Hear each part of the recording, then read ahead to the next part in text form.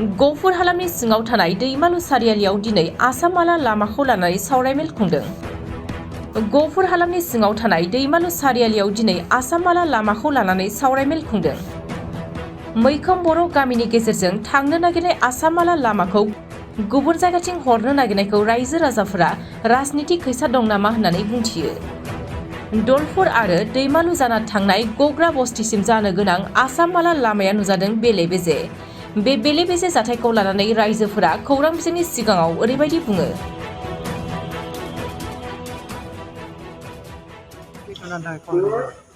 दिनैनि हाबाफारिया जाहैबाय जोंनि नैबे उत्तरांचल बर' एरियानि गेजेरजों आसाम माला रड मोनसे सेंसन जादोंमोन। बेखौहाय राजनितिक भाबै षड़यन्त्र खालामनानै दिनै बेलेग दिगजों लांनो नागिरदों। बिनिखायनो गासैबो खोथाखौ बबेथिं मा जादों मा जायाखै बेखौ लानानै सावरायलायनो थाखाय दिनैनि बे गुवार रायजो राजाखौ लिंनानै सावरायनाय मेलखौ लानाय जादों। जाहाथे जोंनि नैबे लामाया भबिष्यतावबो बेलेगथिं दा थांथों होननानै जों दिनै मैखोमै प्रस्ताब लानाय जागोन आरो बयबो जों बेखौनो लुबैदों। बेयाव सोरनिबाफोर खैसार दं होनना सानो नामा? खैसारा जों दा मोनथिनाय मथेब्ला डिसिनिसिम जोङो थांनाया खेब 9 बार जाबाय सावरायहैनाया।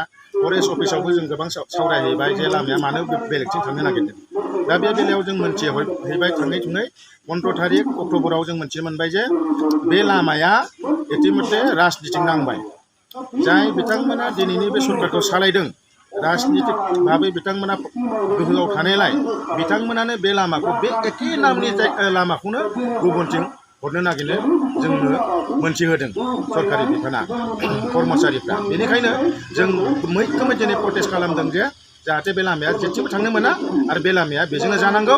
जुदि जायाब्ला जोङो सा ओनसोलनि बर'फ्रा बिनि बिरुद्धै गोख्रोङै सोमावसारगोन।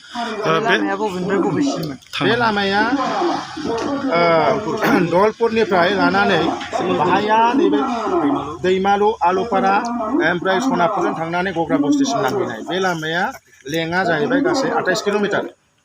बेवहाय गावबा गावनि लाबा लाबनि थाखाय बेखौहाय राजनितिक खैसा सानो नामा? बेखौथ' जों बुंनो हालिया। नाथाय जों मोनथिनाय बायदिब्ला बिथांमोननि जिथु नुथाय बिथांमोननि जिथु आखल आखु बेखौ नायोब्ला जों बेखौनो सानो। रायजो राजाखौ मा खावलायनो सानगोन? रायजो राजाफ्रा गोबां बेले बेजे साननायाव दङ जे गोबां दैदेनगिरि बिथांमोना कमिटि दाजानाय बिथांमोना थाखा जानानै बा लामाखौ बारहोबाय माबाय होननानै बेखौ खोनानो मोनदों। बिथिङाव मा बुंगोन? गोबां रायजो राजानि खोथा, सोरनि गोसोआव मा दं जोंथ' बेखौ मिथिया। नाथाय जोंनि मावथाय जों जि नाजादों बेखौ जों रायजोफोरनि सिगाङाव दिनैसिम दोनखोमाबोआखै। जों दिनैबो बे मिजिंखौनो लानानै थार जों मा मावनो थांगासिनो मा मावबोदों जों बेखौ रायजोफोरनि सिगाङाव दिनै गुवारै जों बेखेवफिननाय মই নিমন্ত্রণ জনাইছোঁ আৰু ময়ো সন্তুষ্ট হৈছোঁ কথাবোৰ। তাৰমানে আমি শুনিছোঁ দলপুৰৰ পৰা শিমলগুৰি, আলুপাৰা, দৈমালু চেণ্টাৰ আৰু দিগম্বৰী, চাৰিআলি, আলাৰীপুৰ গাঁও, থুৰিবাৰী আৰু হাইজেংবাৰী, সোণাপুৰ হৈ পেলাই ঘগৰা বস্তি, নলবাৰী এইটো আমি শুনি পাই আছিলোঁ ৰাস্তাটো হ'ব বোলে। আৰু শুনিছোঁ আৰু কেইবাটা জুখিছে, জোখাৰ বিষয়ে মানে এতিয়া শুনি পালোঁ যে মানে ৰাস্তাটো মানে সিফালে নহয়।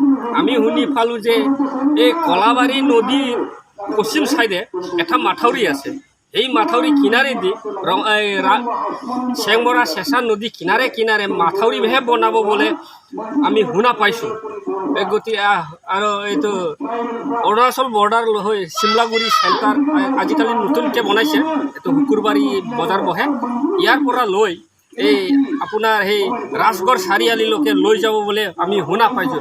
সেই গতিকে আমি সেইফালে অৰুণাচল বৰ্ডাৰটো ৰাস্তাটো আছেহি থকাৰ স্বত্বেও মানে এইটো আকৌ ৰাস্তাটো বনালে আমি এইটো ভাল নাপালোঁ।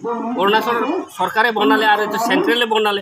আমাক মানে এইটো ভিতৰীয়া অঞ্চলত এইটো ভাল ৰাস্তা লাগে বোলে আমি কামনা কৰোঁ। আৰু ইয়াত কিবা পলিটিকেলৰ ইনভলভ আছে বুলি ভাবে? পলিটিকেল বিষয়ে মই একো নাজানো। সেই গতিকে মই পলিটিকেলৰ মানুহ নহয়। মই গাঁও জনসাধাৰণ, মানে আমি গাঁৱৰ ভিতৰত থকা মানুহ হয়। ৰাস্তাটো লাগে নে নালাগে? ৰাস্তা আমাক একদম লাগেই। মই ভাবিছোঁ যাতে চৰকাৰে সেইটো বনাই দিয়ে। আৰু এবাৰ হেমন্ত বিশ্ব শৰ্মা আৰু প্ৰমোদ বড়োৱে দৈমালু চেণ্টাৰত আহিছিলে। তাৰিখটো মই মনত নাই আহাৰ সময়ত কৈছে বুলি কৈ আছে ৰাইজে 15 অক্টোবৰত আহিছিলে হেমন্ত বিশ্ব শৰ্মা নিজে কৈ গৈছে মই এফালে 2 লাইন বনাই দিম সেইটো কৈ গৈছিলে এতিয়া আমাৰ লোকেল MLA কেইটা বিভিন্ন ৰকমৰ কথা